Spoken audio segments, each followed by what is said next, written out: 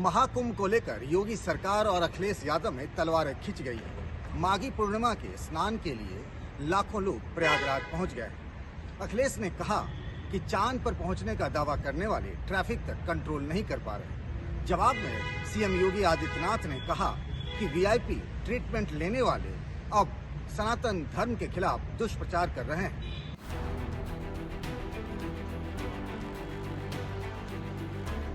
प्रयागराज में चल रहे महाकुंभ पर फुल टाइम राजनीति जारी है। सड़क से लेकर संसद तक घमासान मचा है। पिछले 2 दिनों से अखिलेश यादव महाकुंभ में अव्यवस्था पर सवाल उठा रहे हैं। आज जवाब सीएम योगी आदित्यनाथ की तरफ से आया। उन्होंने कहा कि जो लोग कुछ नहीं कर पाए वो अब सिर्फ दुष्प्रचार कर रहे हैं। अखिलेश ने आरोप लगाया कि चांद पर जाने का दावा करने वाले ट्रैफिक तक नहीं मैनेज कर पा रहे हैं। क्या यही विकसित भारत की तस्वीर होगी जिसमें आप ट्रैफिक मैनेज नहीं कर पा रहे हैं? हर शहर में ये कहा गया कि कोई शहर से निकले नहीं, सब के सब वहीं पर रुक जाएं, आगे नहीं जा सकते, दर्शन नहीं कर सकते। जिनको नकारात्मकता फैलानी है, और नकारात्मकता फैलाने वाले कौन लोग हैं? ये नकारात्मकता फैलाने वाले वही लोग हैं जिन्होंने जीवन भर बीबीआईपी ट्रीटमेंट लिया है। अखिलेश यादव की सांसद पत्नी डिंपल यादव ने भी योगी सरकार पर महाकुंभ का इंतजाम करने में फेल रहने का आरोप लगाया। अब तक महाकुंभ में 45 करोड़ श्रद्धालु आस्था की डुबकी लगा चुके हैं। 12 फरवरी को माघी पूर्णिमा के स्नान पर करीब 3 करोड़ लोगों के पहुंचने का अनुमान है। महाकुंभ की वजह से बीते कई दिनों से उत्तर प्रदेश में जारी ट्रैफिक की समस्या से आज कुछ राहत दिखाई दी।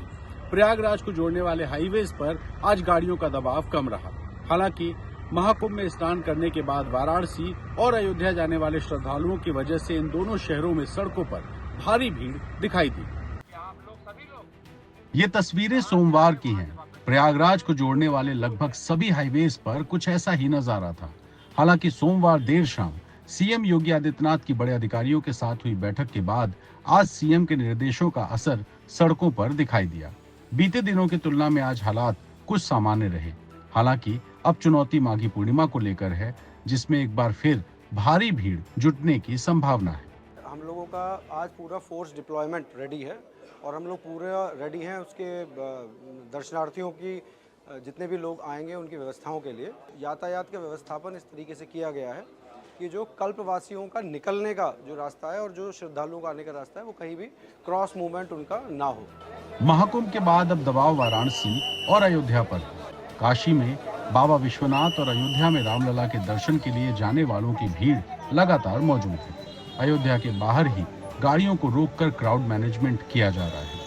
वाराणसी शहर में भी भारी भीड़ की वजह से बाहरी गाड़ियों को बाहर रोकने की व्यवस्था बनाई गई है।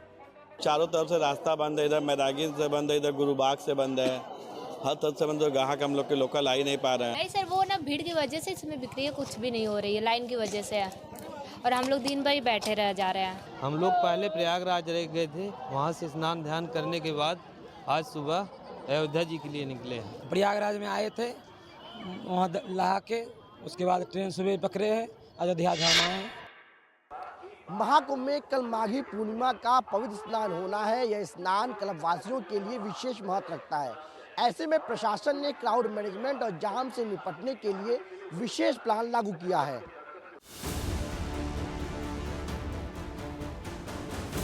बुधवार को भी कुंभ में करोड़ों लोगों के जुटने का अनुमान है। माघ पूर्णिमा के स्नान से पहले प्रशासन ने प्रयागराज शहर और महाकुंभ नगर को मंगलवार से ही नो व्हीकल जोन घोषित किया है। इसके अलावा सभी एंट्री और एग्जिट पॉइंट पर बैरिकेडिंग बढ़ा दी गई है। ANPR कैमरास भी इस्तेमाल कर रहे हैं, AI इनेबल्ड कैमरास भी इस्तेमाल कर रहे हैं। हम टोल से भी डेटा कलेक्ट कर रहे हैं कि कितने वाहन विभिन्न मार्गों से आ रहे हैं। आसपास के जो जनपद हैं उनके जो अधिकारी हैं उनसे हम निरंतर संवाद में हैं, जिससे हमें जानकारी रहती है कि किस डायरेक्शन से कितने वाहन का अभी प्रेशर है। उस हिसाब से हम उन मार्गों पर व्यवस्था को और सुदृढ़ करते हैं और हमारा पूरा प्रयास रहता है कि श्रद्धालुगण सुचारू ट्रैफिक चलता रहे और श्रद्धालुगण एक सुखद अनुभव यहाँ पर ले सकें। भीड़ को देखते हुए रेलवे स्टेशनों पर भी व्यवस्थाएं बढ़ाई गई हैं। बुधवार को 225 से अधिक मेला स्पेशल ट्रेन चलाने का प्लान है। वहीं ऑन डिमांड ट्रेन भी चलाने की योजना है। कुल मिलाकर माघ पूर्णिमा के स्नान को लेकर सभी स्तरों पर मजबूत तैयारी की गई है। इंडियाज गॉट टैलेंट में अपनी अश्लील टिप्पणी की वजह से घिरे समय रैना और रणवीर अलाहाबादिया को अब कानूनी कार्रवाई का सामना करना पड़ेगा।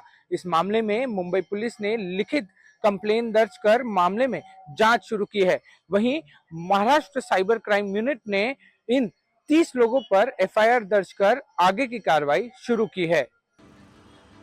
मंगलवार को मुंबई पुलिस रणवीर अलाहाबादिया के घर पहुंची। इंडियाज गॉट टैलेंट शो में उनके अश्लील बयान को लेकर पुलिस उनका पक्ष जानना चाहती है। इस शो में शामिल आशीष चंचलानी से भी पुलिस ने संपर्क किया, जिनके वकील खार पुलिस स्टेशन पहुंचे। शो में शामिल अपूर्वा और शो करने वाले समय रैना से भी संपर्क साधा जा रहा है। इधर इस मामले में एक एफआईआर गुवाहाटी पुलिस ने भी दर्ज की है। उसने मुंबई पुलिस से संपर्क भी किया। हम लोग मुंबई पुलिस के साथ संपर्क में हैं और इनके जो एड्रेसेस और जो हैंगे उनको हम लोग देख रहे हैं और बाकी जो हमारे इन्वेस्टिगेटिव प्रोसीजर्स में एक्शन लेना है वो हम लेंगे। इनको नोटिस सर्व किए जाएंगे and then we will see कि how they respond to the notice, whether they appear and then they record their statement and we will take action as per the law. Mumbai police ने इस मामले की जांच करने के लिए 3 पुलिस अधिकारी की एक स्पेशल इंक्वायरी टीम बनाई है। फिलहाल ये दिख रहा है कि रणवीर अलाहाबादिया और समय रैना की मुसीबतें तत्काल कम नहीं होने जा रही है। अक्सर सुर्खियों में रहने वाले यूट्यूबर एल्विश यादव का एक वीडियो सोशल मीडिया पर वायरल हो रहा है। उस वीडियो में एल्विश यादव ये दावा कर रहा है कि पुलिस की गाड़ी उसे एस्कॉर्ट कर रही है। मीटर खींच देते हैं। इस वीडियो में एल्विश यादव की गाड़ी के आगे जयपुर पुलिस की जीप सायरन बजाती चल रही है। इस वीडियो से ऐसा लग रहा है जैसे जयपुर पुलिस की गाड़ी एल्विश यादव की गाड़ी को एस्कॉर्ट कर रही है। एल्विश के साथ जो युवक नजर आ रहा है वो राजस्थान कांग्रेस के एक बड़े नेता का बेटा बताया जा रहा है। वीडियो में एल्विश और उसके दोस्त भी यही दावा करते दिख रहे हैं कि पुलिस की गाड़ी उन्हें सुरक्षा दे रही है। या भाई अब ठेठ जयपुर के लिए ये अपने लाइन से आई गाड़ी, ये अपने साथ पूरे टाइम रहेगी। अच्छा जयपुर तक है भाई, लो ये जयपुर तक गाड़ी है अपनी, ये जयपुर तक चलेगी भाई, अपने साथ पूरे टाइम रहेगी अभी जहाँ। हालांकि पुलिस ने वीडियो को पुराना बताते हुए एल्विश यादव को एस्कॉर्ट देने से इनकार किया है। कोई पुराना कोई वीडियो होगा, अभी रिसेंट पास्ट में ऐसा कोई सुरक्षा या एस्कॉर्ट या कोई प्रोटोकॉल उनको दिया नहीं है। सवाल ये है कि जब पुलिस की गाड़ी एल्विश को एस्कॉर्ट नहीं कर रही थी तो फिर वो जयपुर की सड़कों पर किसके लिए दौड़ रही थी? पुलिस पूरे मामले की जांच में जुटी है। दिल्ली विधानसभा चुनाव में हार के बाद आज कपूरथला हाउस पर पंजाब के विधायकों के साथ अरविंद केजरीवाल ने बैठक की। इस बैठक में दिल्ली चुनाव और पंजाब सरकार को लेकर बातचीत हुई। दिल्ली के कपूरथला हाउस पर आम आदमी पार्टी की बड़ी बैठक हुई। इस बैठक में पंजाब के विधायक, मंत्री और सांसद पहुंचे। 11 बजे की इस बैठक में 12 बजे आम आदमी पार्टी के मुखिया अरविंद केजरीवाल पहुंचे और मात्र 20 मिनट में मीटिंग खत्म हो गई। इस बैठक के बाद भगवंत मान ने मीटिंग को लेकर बातचीत की। एक तहैया किया है कि हम पंजाब को 2 साल पढ़े अभी, पंजाब को एक ऐसा मॉडल बना देंगे कि उसको पूरे देश को दिखाएंगे। दिल्ली में हार के बाद से बीजेपी और कांग्रेस दोनों आम आदमी पार्टी पर हमलावर है। दोनों ही आपकी सरकार के गिरने की बात कर रहे हैं, जिस पर आम आदमी पार्टी ने पलटवार किया। और मुझे हैरानगी है कि हारे दिल्ली हैं और बैठक पंजाब के एमएलए की बुलाई है। क्यों बुलाई है? क्योंकि वो ये संदेश देना चाहते हैं कि पंजाब में बहुत डिसिडेंट हैं। वो किसी ना किसी इनडायरेक्ट तरीके से पंजाब की कुर्सी पे काबिज होने की कोशिश करना चाहते हैं। सब कुछ ठीक है और हम और भी डेवलपमेंट के जो काम है, हमारी पार्टी तो वोट ही वो काम के आधार पर मांगती है ना, तो हमने पहले भी बहुत अच्छे काम पंजाब में किए जो 70-75 वर्ष से नहीं हुए। दिल्ली में आपके सामने अब चुनौतियों का अंबार लगा है। देखना होगा कि पार्टी इससे कैसे पार पाएगी। भारतीय जनता पार्टी का शीर्ष नेतृत्व लगातार दिल्ली के मुख्यमंत्री के लिए बैठक कर रहा है। आज इसी क्रम में संसद भवन के अंदर भारतीय जनता पार्टी के राष्ट्रीय अध्यक्ष जेपी नड्डा ने 10 विधायकों से मुलाकात की। विधायक दल की बैठक कब होगी, देखिए ये रिपोर्ट।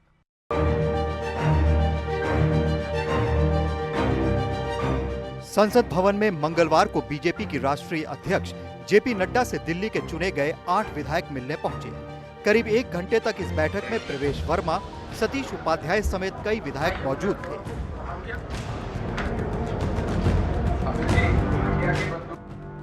प्रधानमंत्री नरेंद्र मोदी 15 फरवरी को लौटेंगे। ऐसे में उम्मीद जताई जा रही है कि 16 फरवरी को विधायक दल की बैठक हो सकती है।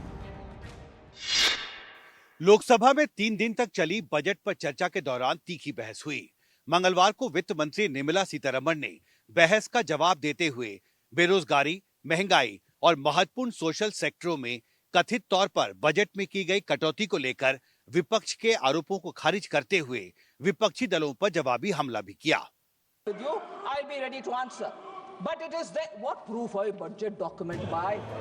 देश में बेरोजगारी और महंगाई की चुनौती से लेकर शिक्षा, स्वास्थ्य, कृषि और ग्रामीण विकास जैसे महत्वपूर्ण सेक्टरों के लिए बजट आवंटन को लेकर विपक्षी सांसदों के सवालों पर वित्त मंत्री ने विस्तार से स्पष्टीकरण दिया। सरकारी आंकड़ों का हवाला देते हुए वित्त मंत्री ने कहा कि देश में बेरोजगारी घटकर 3.2% रह गई है, महंगाई नियंत्रण में है और नए वित्तीय साल में विकास की संभावनाएं अच्छी हैं। Education budget reduced, PM Poshan, Jal Jeevan Mission, Awas Yojana have all of them come down. Post-matric scholarships. I like to answer all of them, sir. Trinamool Congress के सांसदों ने आरोप लगाया था कि ये बजट बंगाल विरोधी बजट है। वित्त मंत्री ने इस आरोप को खारिज करते हुए ममता बनर्जी सरकार पर जवाबी हमला किया। AIIMS in Kalyani inaugurated in West Bengal in February 2024. 9 Vande Bharat trains operationalized for West Bengal. I don't know which planet she's living in. She's saying there's no inflation, there's no unemployment, rise in unemployment, there's no rise in prices. So I don't know which planet she's 144 साल बाद सबसे बड़ा महाकुंभ हो रहा है और भारत सरकार ने महाकुंभ के लिए कोई पैसा नहीं दिया। जवाब देने का कोशिश किया लेकिन उसमें वो पॉलिटिक्स किया। राजस्थान भाजपा की सियासत में इन दिनों तूफान मचा हुआ है। कैबिनेट मंत्री किरोड़ीलाल मीणा और मुख्यमंत्री भजनलाल शर्मा के बीच टकराव अब खुलकर सामने आ गया है। अपनी ही सरकार पर फोन टेपिंग और जासूसी के गंभीर आरोप लगाने वाले मंत्री किरोड़ीलाल मीणा के खिलाफ अब भाजपा ने बड़े एक्शन की तैयारी कर ली है। देखो ऐसा है, राजस्थान सरकार के कैबिनेट मंत्री किरोड़ीलाल मीणा और भजनलाल सरकार के बीच बढ़ते टकराव के चलते अब उनके खिलाफ एक्शन लेने की बड़ी तैयारी की जा रही है। लंबे समय से सरकार की कार्यशैली पर सवाल उठाने वाले मंत्री किरोड़ीलाल मीणा का ताजा मामला अपनी ही सरकार पर फोन टेपिंग और जासूसी के आरोपों का है। मुद्दे को लेकर कांग्रेस ने सदन और सदन के बाहर जमकर हंगामा किया तो भाजपा प्रदेश अध्यक्ष मदन राठौड़ ने किरोड़ीलाल मीणा को कारण बताओ नोटिस भेजकर जवाब मांगा है। पार्टी में एक व्यवस्था है और उचित समय पर और नेतृत्व सही मिलना चाहिए। हालांकि इस नोटिस के बाद किरोड़ीलाल मीणा का कैमरे के सामने कोई बयान नहीं आया, लेकिन उन्होंने अपने मीडिया व्हाट्सएप ग्रुप में केवल इतना लिखा है कि उन्हें अभी कोई नोटिस नहीं मिला, नोटिस मिलने के बाद जवाब दिया जाएगा। हैरानी इस बात की भी है कि कांग्रेस नेता इस मामले में भाजपा सरकार के मंत्री के साथ खड़े हुए दिखाई दे रहे हैं। बेंगलुरु में मेट्रो रेल का किराया 45 से 50% बढ़ा दिया गया है। यानी जिस दूरी के लिए पहले 60 रुपए देने पड़ते थे, अब 90 रुपए देने पड़ रहे हैं। बेंगलुरु मेट्रो की सवारी पहले की तरह सस्ती नहीं रही। जहां पहले 60 रुपए लगते थे, अब वहां 90 रुपए लग रहे हैं। यानी आती जाती यात्रा जोड़ें और महीने भर का हिसाब लगाएं तो खर्च बड़ा है। तो लोग परेशान हैं और राजनीति तेज। बीजेपी किराया बढ़ाने के खिलाफ प्रदर्शन कर रही है तो कांग्रेस इसके लिए बीजेपी को जिम्मेदार ठहरा रही है और इन दोनों की खींचतान के बीच उलझे हैं मुसाफिर। ये गलत है, गलती से किया हुआ वो रिवाइज करना at least 5 to 10%, then customers will feel comfortable. This is being a major transport system. बहुत ज्यादा बढ़ाया है, मैं निराश हूँ। इतना अचानक क्यों बढ़ाया? 10%, 20%, 46% is like criminal. It is very disappointing about it. Metro का किराया केंद्र के नियंत्रण वाली समिति तय करती है। हाल ही में बसों का किराया राज्य सरकार ने 15% बढ़ाया था। मेट्रो का न सिर्फ किराया बढ़ा है बल्कि रोज सफर करने वालों के कार्ड में भी अब 50 रुपए की जगह 90 रुपए बचा होना अनिवार्य होगा। एकनाथ शिंदे गुट के विधायक तानाजी सावंत, उनके बेटे ऋषिराज सावंत की गुमशुदगी की रिपोर्ट से लेकर उनके मिलने तक की कहानी इतनी रोचक है कि कोई फिल्मकार इस पर कहानी बना दे। क्या है पूरा मामला, देखिए इस रिपोर्ट में। जगह पुणे, दिन सोमवार, वक्त शाम 5:30 बजे। शिवसेना शिंदे गुट के विधायक तानाजी सावंत ने अपने बेटे ऋषिराज सावंत के अपहरण की शिकायत दर्ज कराई।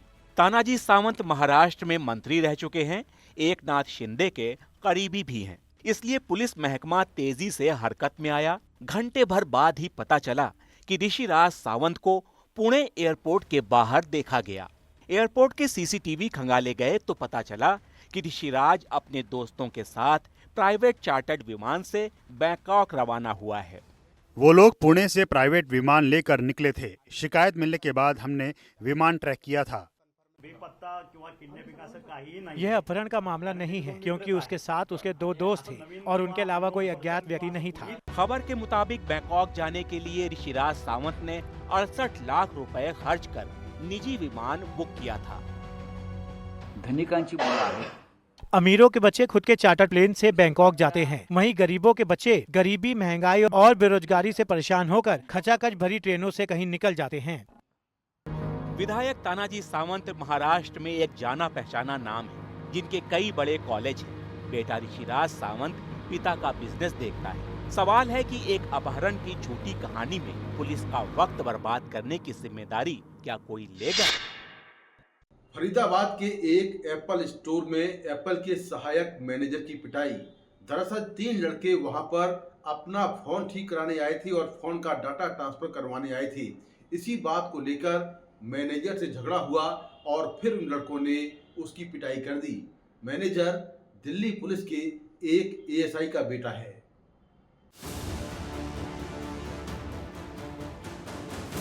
मारपीट की ये पूरी घटना शोरूम में लगे सीसीटीवी कैमरे में कैद हो गई।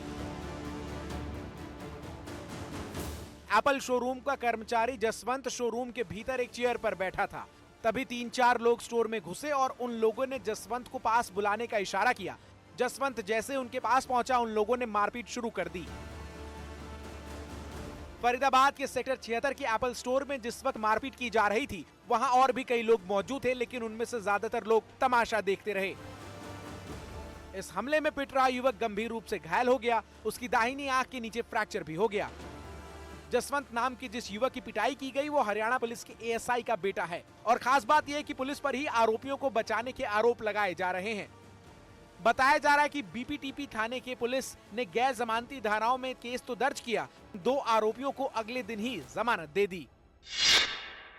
बेंगलुरु में चल रहे एरो इंडिया में अमेरिका अपने 5th जनरेशन एयरक्राफ्ट F-35 लेकर आया तो रूस लेकर आया Su-57। भारत भी 5वीं पीढ़ी का एयरक्राफ्ट बना रहा है। अमेरिका के F-35 ने जब बेंगलुरु के आसमान में उड़ान भरी तो सब देखते रह गए। रूस के Su-57 ने भी दिखाया अपना कमाल। अब भारत भी अपना 5वीं पीढ़ी का एयरक्राफ्ट एमकॉम बनाने में जुटा है। It should not be detected by the enemy radar. That means when I am coming to your house, you should not see me. Then only whatever I wanted to do, I can be able to do it. So that is the key of this particular aircraft. 5वीं पीढ़ी के विमान अमूमन stealth craft होते हैं, यानी दुश्मन की नजर से ओझल रहते हैं। भारत के विमान की भी यही खूबी होगी। 2 इंजन वाला यह एयरक्राफ्ट सिंगल सीटर होगा। स्पीड होगी 2500 किलोमीटर प्रति घंटा। इसमें 11 हार्ड पॉइंट है, जहां अलग अलग तरह के हथियार लगाए जा सकते हैं। स्टेल्थ एयरक्राफ्ट का मतलब वो वेपन सिस्टम है ना, वेपन सिस्टम अंदर रहेगा, बाहर नहीं दिखेगा, कुछ वेपन नहीं दिखेगा, वो अंदर रहेगा। वो अंदर में 1.5 टन का वेपन का कैरी कर सकता है, इसका इंटरनल वेपन में भी। 2028 में इसकी पहली उड़ान होगी और 2034 में यह भारतीय वायुसेना में शामिल हो जाएगा।